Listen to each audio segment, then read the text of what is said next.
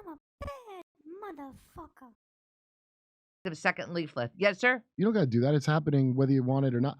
People like, I didn't want to learn about what's going on in Israel. Like I knew I would have, if I had my druthers, chosen to not know. And then like my friend Neil said something about Shia versus, he talks to Aaron a lot too, Brennan, apparently, to Mate. But he goes, you know, it's Shia versus Sunni. Like the last vested refuge of not acknowledging what's going on is to make it kind of a semi-Bill Maher way. I'm always curious what people think when they're like, what's your version of I don't want to get into it? And they're like, well, I mean, there's Sunnis and Shias and whatever. Like that's still an out for a lot of people. What's the subject?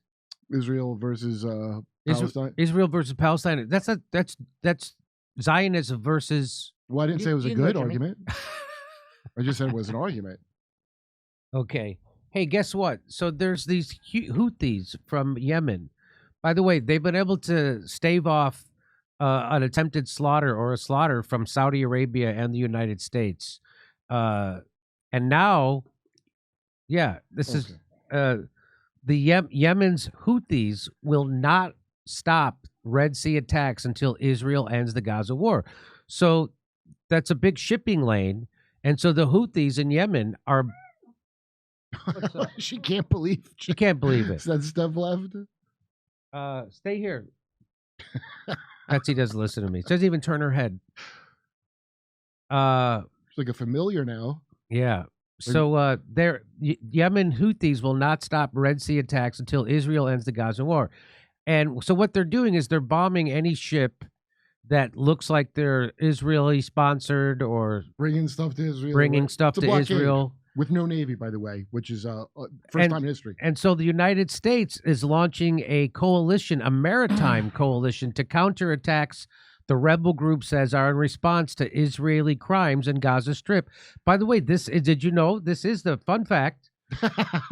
This is the first naval blockade in history ever achieved without a blue water navy. So the Yemen, these Houthis don't have a navy. Yeah. And they're blocking the seaway.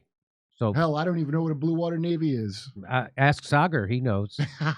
That's the kind of shit that comes out of his mouth. I totally reject. So this guy here, he's the UK. What is this guy's? The Labour guy, the guy instead of the other one. Instead of Corbyn, instead of Jeremy Corbyn, he's the head of the Labour Party. That's who this guy is. His name is Keir Starmer. What a crazy name that is. Yeah. And here's what he has to say about. He pretends. Well, watch. You'll see what he pretends. We must show Iran that it cannot pursue its ends by destabilizing the entire region. Because, like the... Yes, only we can destabilize the entire region. Iran can't do that. Only the UK and the United States and NATO gets to do that. And if we are destabilizing it, don't try to stabilize it. That's right. Okay, so he's given a warning to Iran because they're saying that the Houthis are acting as a proxy for Iran. And they're not. They're not called Houthis. They're called Ansar Allah. They're not the same kind of Shia as Iran. They're actually kind of closer to Sunni. It's kind of interesting, their thing. It's called Zaydiism. Oh, really? And it's like all based on this guy that stood up to corruption. So their whole thing is anti-corruption. They're not the rebels. They're the actual rulers of the country. So the Houthis they keep always refer to them as the rebels. The head of the tribe that like kind of took over the Zaidi movement. His last name was al-Houthi. Oh, so okay. It's like saying the Moonies about the Unification Church. Of okay. North. I say Moonies. I don't say Unification Church. But Houthis is almost like a slur on them. And if you look it up, even Wikipedia, like, yeah, they're not called that way. Everybody just calls them that. Oh, okay. Yeah. All right, here we go. Listen to what he has to say. Prime Minister. Because, like the Prime Minister. I'm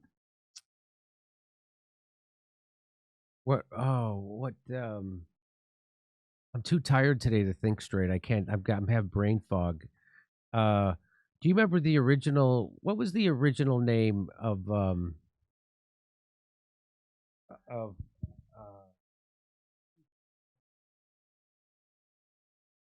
Vlad Tepes?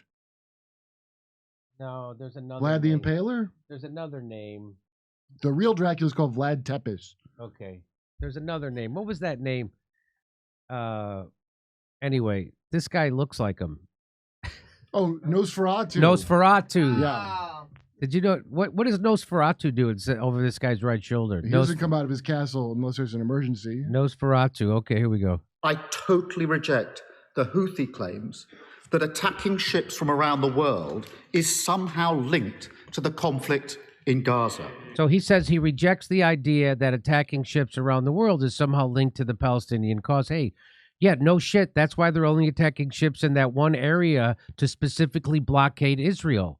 You know what? I wrote that wrong. He said from around the world. Wait a minute. And I said around the world. And that was a misinformation I just put in there. Let me double check you. Claims that attacking ships from around the world from around is somehow the world. linked the context to the of conflict in Gaza. But it is, by the way, linked These to Gaza. attacks. But it is linked to Gaza. Yeah, I mean, how would it not be linked to that? They said that's why it is. They're specifically doing it. So he's trying to pretend it's not linked to it. Oh, they're just crazy. So let's get a running start on this. That attacking ships from around the world is somehow linked to the conflict in Gaza. These attacks do absolutely nothing for the Palestinian people. No, it's you and America and the Saudis and the Egyptians and pretty much everyone else that does nothing for the Palestinian people. These attacks actually are putting pressure on Israel. Yeah. Can you imagine how much this could spin out of control if their real backers, the blowfish, enter the... The Houthis and the blowfish, Houthis they're and the going to blow our blowfish, fish right out of the water. They have a reunion. Here we go. What is needed in Gaza is a humanitarian truce now, a sustainable ceasefire to stop the killing of innocent civilians. Wait, so what he's saying is what is needed in Gaza right now is a ceasefire? Is that what he just said? Yeah. That's what everyone else has been calling for. Yeah, that's why Susan Sarandon should never work again for saying that. Well, you could get blackballed from Harvard for talking like that. It's basically genocide to say that. Yeah. So he's got a lot of mixed messaging. Space for the return of all the hostages, urgent humanitarian relief, and a decisive step towards a two-state solution. Because, Mr. Speaker, Palestinian statehood is the inalienable right of the Palestinian people. It is not in the gift of a neighbor. So does he agree with me that a secure Israel, alongside a viable Palestinian state, is the only path to a just and lasting peace? Well, they're going to call him anti-Semitic for this. That's what they did. Very anti-Semitic.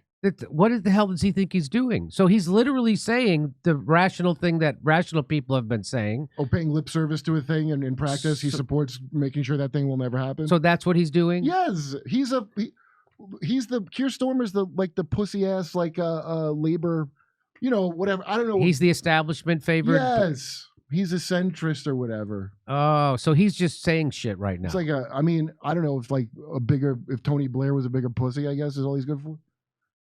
Oh, okay. Because, Mr. Speaker, we must stop those who sow division. We must do what we can to disrupt and deter Houthis. And we must stay united. So he's saying two different things. So yeah, he's saying it's obvious what's going on. He's trying to pretend he's on the same side of the Houthis. At the same time, he's saying we have to stop the Houthis. No, the Houthis are Iran's proxy, and but the Houthis are on the side of the Palestinians, and he's pretending he's also on the side of the Palestinians for a two-state solution. Right. And by the way, Palestinians are not Shia. Okay, Iran is backing. Again, I thought Shia and Sunni were these crazy people that don't get along. Are Palestinians Sunnis? Yes. Oh, I don't know. Well. So then these Shia are like the ones, hey, because nobody does anything for them around. They're just the Houthis. And that's because their brand of Shia is they're obsessed with this guy who is anti-corruption. And that's why they don't accept, they're the ones that control the thing, the puppets that we put in. Yeah. If you look it up, it's crazy. They didn't get radicalized against us until we invaded Iraq, by the way. So this guy seems to be talking out of both sides of his mouth. Yeah, Labor's garbage in England. I mean, they're the worst. So the Labor Party, which is basically like the Democratic Party in America, right? There you go. They're just completely sold out. Aaron told me with Corbyn, all that because if you thought there was real woke stupid shit here, England really took the piss with that, and that was to sabotage Corbyn. Yeah, because he was too much of a man of the people. Yeah, so they're like, he's an anti-Semite, because what this guy's saying is anti-Semitic according to all the standards of AIPAC that I know. Yeah, so let's listen to him. We must show Iran that it cannot pursue its ends by destabilizing the entire region. Because, like the Prime Minister, I totally reject the Houthi claims that attacking ships from around the world is somehow linked to the conflict in Gaza. Bibi, by the way, how could it not be linked to? That's why they're doing it. Yeah, well, it's a lie. But Bibi was committed to destabilizing the immediate region Yes. where the attack happened Yes. to not have a two-state solution. That's why he said he did That's it. right. Well, He Bibi wanted to prevent Netanyahu that. is what he wanted the Americans to bomb Iraq. We did it for him. He wanted us to bomb Libya. We did it for him. He wanted us to bomb Syria. We did it for him. And now he wants us to bomb Iran. We haven't done it quite yet. I thought our aircraft carriers get a lot of that shit done on their own without us having to come. It's just amazing that he's now saying that the Houthis are the ones destabilizing the region. Well, it's probably to coincide with whatever nonsense is on their state-run news. Oh my God. Yeah, okay. That thing where The people who destabilize that region are the United States and the UK and NATO. yeah, It's not, especially UK. certainly isn't the Houthis. The Houthis, yeah. So anyway, they're not rebels. They run the country again. They're not called Houthis. And the guy that we back is like another Shah type, another corrupt Shah. So we back a guy in Yemen that's like a puppet of the United States and Saudi. They've been replaced many times, the various puppets, and then they had 2014. They had some talks about it, and then their representative was assassinated, and also they didn't want to divide the country into a rich and poor section, which is what we were suggesting with our. And so.